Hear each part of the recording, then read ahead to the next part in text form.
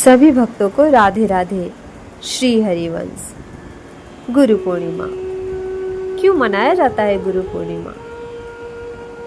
पूर्णिमा भारत में अपने आध्यात्मिक या फिर एकेडमिक गुरुओं के सम्मान में उनके वंदन करके और उनके प्रति सम्मान प्रकट करने के लिए मनाया जाने वाला त्यौहार है। हम सब मनुष्यों के जीवन में गुरुओं का बहुत अहम भूमिका होती है। हमारे जीवन के निर्माण में गुरुओं की बहुत बड़ी भूमिका होती है। ऐसे में माना जाता है कि जिन गुरुओं ने हमें गढ़ने में अपना योगदान दिया है, उनके प्रति हमें कृतज्ञता का भाव बनाए रखना चाहिए और उसे जाहिर करने के लिए इस दिन को गुरु पूर्णिमा को मनाया जाता है।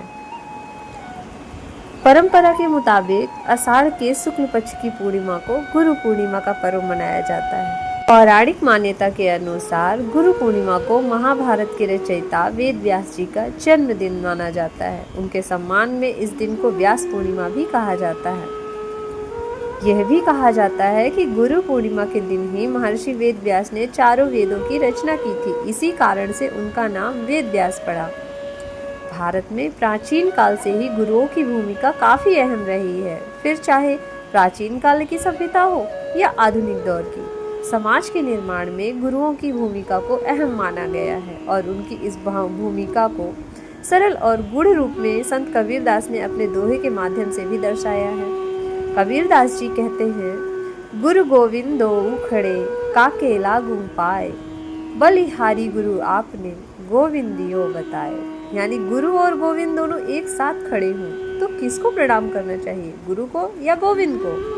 फिर अगली पंक्ति में उसका जवाब देते हुए वे लिखते हैं कि ऐसी स्थिति हो तो गुरु के चरणों में प्रणाम करना चाहिए, क्योंकि उनके ज्ञान से ही तो आपको गोविंद के दर्शन का सौभाग्य प्राप्त हो रहा है। कबीरदास ने गुरु की महिमा को एक दोहे के माध्यम से समझाया है। कहते हैं, गुरु बिन ज्ञान न उपजै, गुरु बिन मिले न मोक्ष, गुरु बिन लिखे न सत्य को, गुरु बिन मिटे न दोष। इस दोहे में कबीरदास जी ने कहा है कि गुरु के बिना ज्ञान का मिलना असंभव है। जब तक गुरु की प्राप्ति नहीं होती तब तक कोई भी मनुष्य अज्ञान रूपी अंधकार में भटकता हुआ माया मोह के बंधनों में बंधा रहता है। उसे मोक्ष नहीं मिलता। गुरु के बिना उसे सत्य और असत्य का भेद पता नहीं चलता। उचित और अनुचित का ज्ञान नहीं होता है। जगत गुरु भगवान शिव ने इसी दिन से सप्त ऋषियों को योग सिखाना शुरू किया था। आज के दौर की बात कर लें। राष्ट्रपिता महात्मा गांधी ने अपने आध्यात्मिक गुरु श्रीमद राजा चंद्र को श्रद्धांजलि देने के लिए भी गुरु पूर्णिमा का ही दिन चुना था। गुरु पूर्णिमा का त्यौहार भारत ही नहीं, नेपाल, भूटान और भी बड़े पैमाने पर मनाया जाता है।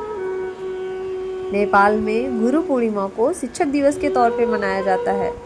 हालांकि भारत में इस दिवस के दिन गुरु पूर्णिमा के दिन ही नहीं, प्रत्येक वर्ष 5 सितंबर को शिक्षक दिवस मनाया जाता है।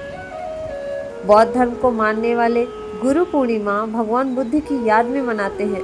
इनकी मान्यता के मुताबिक भगवान बुद्ध ने इसी दिन उत्तर प्रदेश के सारनाथ में अपना पहला उपदेश दिया था और मान्यता है कि इसके बाद ही बौद्ध धर्म की शुरुआत हुई थी। तो भक्तों, अब तो समझ आ ही गया होगा कि गुरु पूर्णिमा क्यों मनाया जाता है।